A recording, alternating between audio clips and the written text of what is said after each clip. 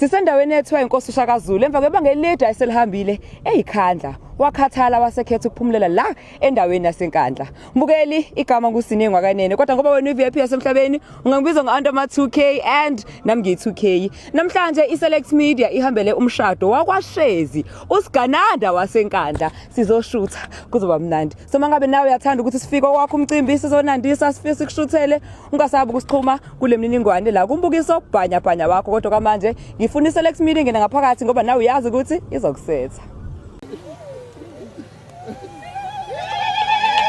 Nazo-ke indadada yizo-ke lezi awumadoda kithi wawakubonaphi kuthiwa ziyalenda hayi ukuhamba ngizalile khunjani akaze ngiyibaza mina lento mayi babo hawu ngihlezi ngibuka ngiyabona namhlanje-ke hawu madoda yini webata anovidorizer njalo ngithi vidiye bese niyaposta ukuthi ilo ngakho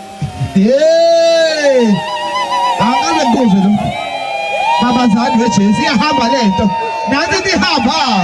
ayisabaphethe amaringi mayi babo